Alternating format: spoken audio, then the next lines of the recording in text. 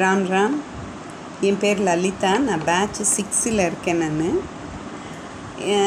நாராயணியம் குரூப்புக்கு என்னை இன்ட்ரடியூஸ் பண்ணது என்னுடைய சிஸ்டர்-இன்லா மிஸ்ஸஸ் ஜெயஸ்ரீ ராஜகோபால்னு கிருஷ்ணகிரியில் இருக்காங்க. அவங்க சொல்கிறப்ப எனக்கு கொஞ்சம் இன்ட்ரெஸ்ட் இல்லாமல் தான் இருந்தது. ஏன்னா எனக்கு சான்ஸ்கிரிட் தெரியாது. அவங்க சொல்லி ஒரு 2-3 டேஸ் நான் ரெஸ்பாண்டே பண்ணலை. அதுக்கப்புறம் திருப்பியும் அவங்க என்னை கம்பல் பண்ணி இல்லை அண்ணி நம்ம சொல்லலாம், நீங்கள் ஜாயின் பண்ணுங்கன்னு அவங்க சொன்னதுனால சரின்னு ஜாயின் பண்ணேன். ஜாயின் பண்ணி ஒரு 2 கிளாஸ் ஆனப்புறம் எனக்கு நிஜமாகவே எனக்கு அதில் ஒரு இன்ட்ரெஸ்டே வரல. ஏன்னா எனக்கு ஃபுல்லாக ஒரு டங் ட்விஸ்டர்ஸ் மாதிரி இருந்தது. என்னால் சொல்லவே முடியல. அதுக்கப்புறம் ஒரு 2 டேஸ்லேயே நம்ம எதுவும் டிசைட் பண்ண முடியாது, நம்ம இன்னும் கொஞ்சம் கற்றுக்கணும், பார்க்கலாம் நாங்கன்னு. சரி, திருப்பியும் ஸ்லோவாக அதை ஒன்றா ஒரு லைனாக நான் 4-5 தடவை சொல்லி பார்த்து அதுக்கப்புறம் கொஞ்சம் கொஞ்சமாக எனக்கும் இன்ட்ரெஸ்ட்டு வந்தது.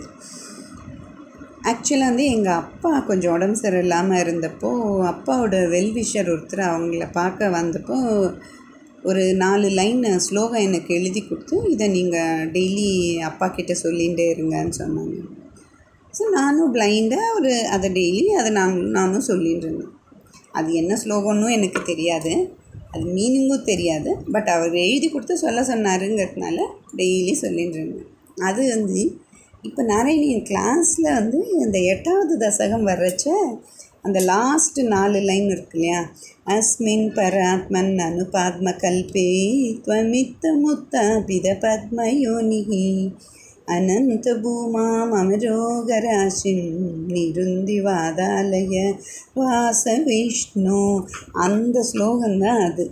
நான் அந்த 8th தசகம் கிளாஸுக்கு முடிஞ்சோடனே நிஜமாக நான் இருந்த அந்த சந்தோஷம் எவ்வளோன்னே சொல்ல முடியாது.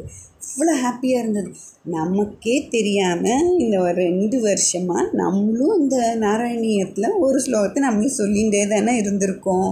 ஸோ நமக்கு ஏதோ அதை கற்றுக்கணுன்னு ஏதோ ஒரு இது இருந்திருக்கு போல இருக்குது அப்படின்னுட்டு வாஸ் வெரி வெரி ஹாப்பி. பரவாயில்லன்ட்டு இப்போ நான் இப்போ கொஞ்சம் இன்ட்ரெஸ்டடாகவே தான் நான் எல்லாத்தையும் கற்றுன்ருக்கேன் நான். ஸோ அந்த இன்ட்ரெஸ்ட்டை ஏற்படுத்தி கொடுத்ததுக்கு மேடம் கோமல்ஜிக்கு தான் கோடானு கோடி நன்றியை சொல்லணும். ஏன்னா அவங்க சொல்லி கொடுக்குற விதமும் சரி, அதோட எக்ஸ்ப்ளனேஷனும் சரி, அந்த இடத்த ரொம்ப ரியலிஸ்டிக்காக எடுத்துகிட்டு வந்துடுது. ஸோ என்னுடைய சின்சியர் தேங்க்ஸ் டு மேடம் கோமல்ஜிக்கும் இந்த ஆப்பர்ச்சுனிட்டியை கொடுத்த மதுரா சத்சங்குக்கும் என்னுடைய நன்றியை தெரிவிச்சுக்கிறேன். தேங்க்யூ.